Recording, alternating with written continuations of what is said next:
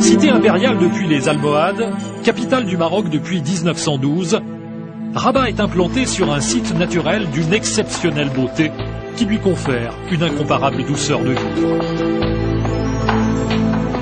Fière de son histoire millénaire et résolument tournée vers l'avenir, elle compte aujourd'hui près d'1 million d'habitants.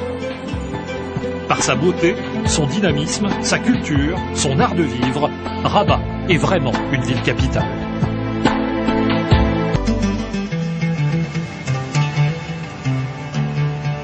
Difficile d'imaginer aujourd'hui à quoi pouvait ressembler Rabat il y a 3200 ans.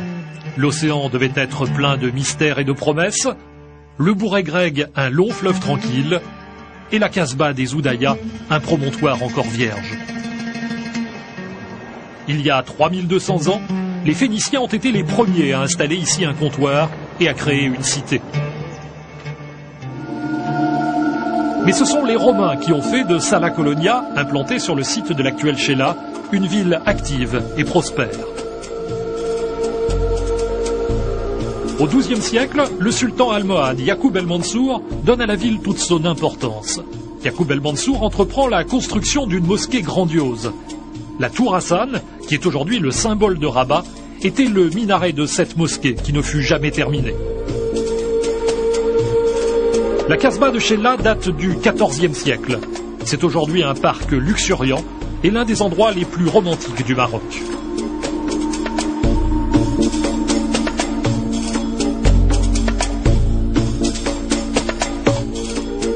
Mais le joyau le plus précieux que l'histoire a légué à Rabat est sans conteste le quartier des Oudayas. Au fil des siècles, cette ancienne Casbah est devenue un quartier où il fait bon vivre, dans des ruelles ombragées où se mêlent les influences arabes et andalouses.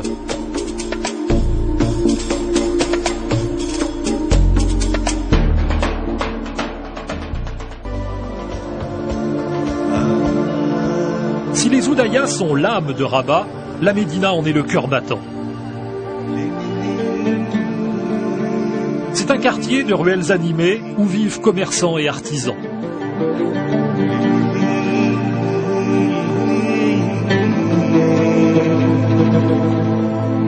Certaines portes cachent des demeures au charme insoupçonné, comme cette maison du XVIIe siècle.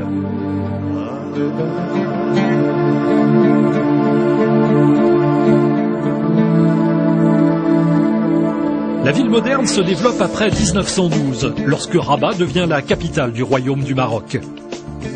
C'est à cette époque qu'est tracée l'avenue principale du centre-ville, qui porte aujourd'hui le nom de Mohamed V.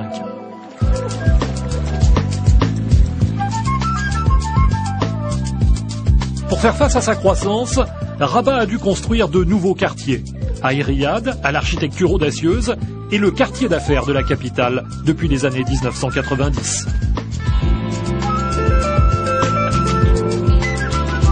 La vallée du Bouregreg entre Rabat et Salé est le témoin d'une véritable révolution urbaine qui change la ville et la vie des habitants. Les berges du fleuve, autrefois marécageuses, ont été aménagées pour devenir un espace de vie et de promenade. Un tunnel routier de plus d'1 kilomètre de long est creusé sous les bâtiments historiques des Oudayas. Le pont Moulay El Hassan, entre Rabat et Salé, va être détruit et remplacé par un nouvel ouvrage. Ce nouveau pont accueillera le futur tramway. Car Rabat est en train de se doter du premier tramway du Maroc. 2 lignes d'une vingtaine de kilomètres de long entreront en service en 2010.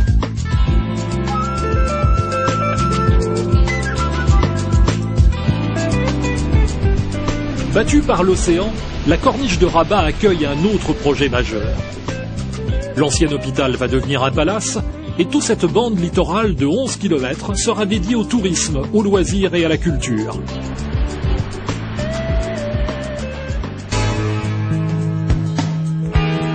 Capitale oblige, Rabat est au centre de l'activité diplomatique du Maroc. Elle accueille les ambassades et les grandes institutions internationales. Rabat est aussi au cœur de l'activité politique nationale, avec les sièges des ministères et du Parlement.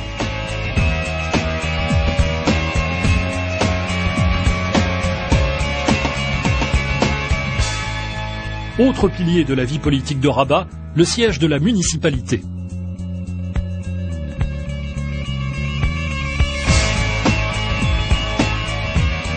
Rabat peut aussi s'enorgueillir d'être une capitale du savoir. Elle est au centre de la vie intellectuelle du royaume, grâce à ses universités, ses grandes écoles et ses instituts supérieurs. Capitale du savoir, Rabat l'est également avec cet institut consacré à la culture amazighe. Et surtout avec la Bibliothèque nationale, qui a ouvert ses portes en 2008. Dans son écrin de verre, elle propose 300 000 ouvrages et une médiathèque.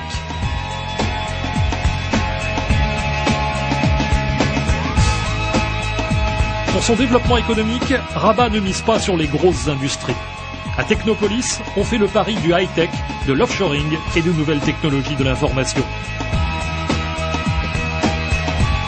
Un pôle d'intelligence dédié aux industries du savoir.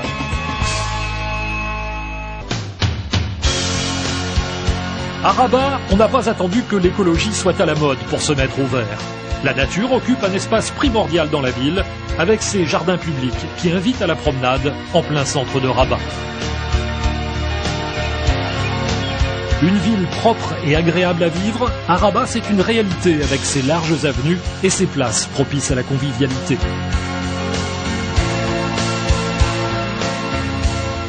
Ce puits, qui plonge à 25 mètres de profondeur, fait partie d'un gigantesque projet de dépollution.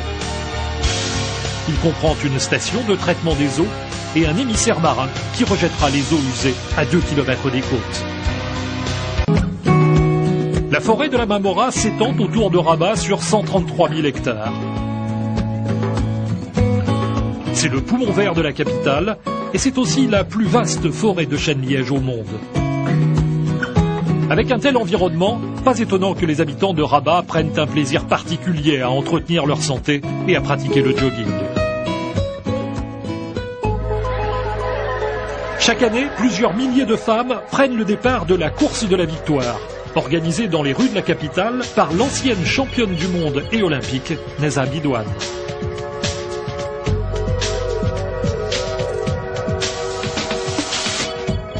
Rabat dispose aussi d'installations sportives de premier plan, comme le complexe sportif Moulay Abdallah, avec son stade de 65 000 places.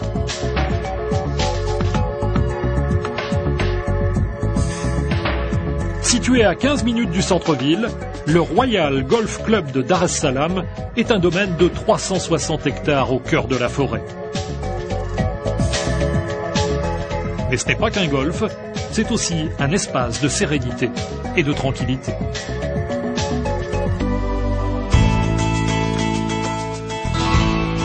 Il suffit de se promener dans Rabat pour le constater.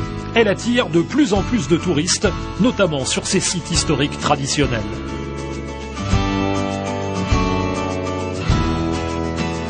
Tourisme de patrimoine, mais aussi tourisme balnéaire.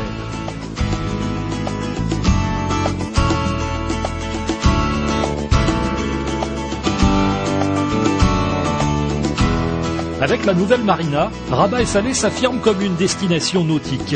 La marina du Bourg-et-Greg peut accueillir 220 bateaux.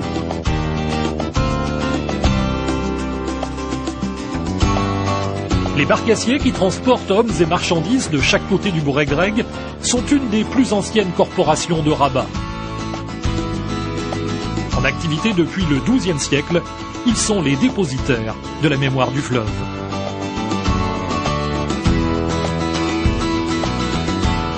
Pour accueillir les touristes dans les meilleures conditions, Rabat dispose d'hôtels haut de gamme, que ce soit pour quelques jours de détente ou pour l'organisation de séminaires et de congrès. Rabat propose aussi à ses visiteurs des hôtels de charme, riad dans la Médina ou maison d'hôtes dans un parc fleuri.